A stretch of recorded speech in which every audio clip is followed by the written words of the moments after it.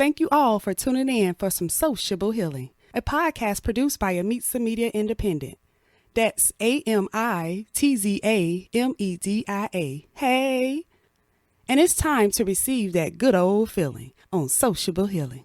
Amitza Media presents Sociable Healing. You know, before you start talking about get out of here, you know what I mean? You can at least pull back because you remember, oh, wait a minute.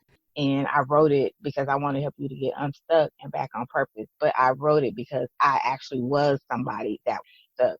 I actually was somebody that was in my own head. I actually was somebody that was not a part of my own life anymore. I was letting life do me. I'm giving you the facts, the tips, the resources, the knowledge to do it.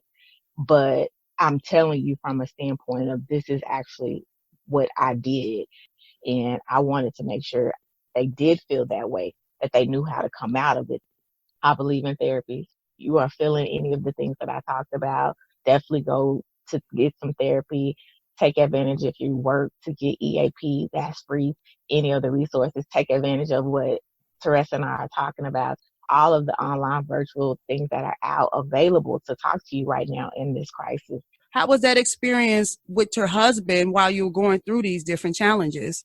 As far as the financial side of things and the career losses and that we had, it was 6 times between the both of us in 7 years. And one of the things that he would always say is, I feel like we can't ever be both in it and hidden at the same time. And it wasn't our fault. It was just what was happening to us economically. Like I would get a job and next thing you know, the one he was on, he would get let go. You know, I always see the question about should we put our monies together separate? And, you know, that's how you ever do it. But for me, I need to know that you in this thing with me. Whether your money's separate or not, we in this thing together. There's ways that we can continue to stay together. The more we'll be able to get through this, to reach out, allow others to reach in, make sure that we're able to be there for each other, because when we're there for each other, we actually are there for each other. Let people check in on you. You do the same and know that we will get through this.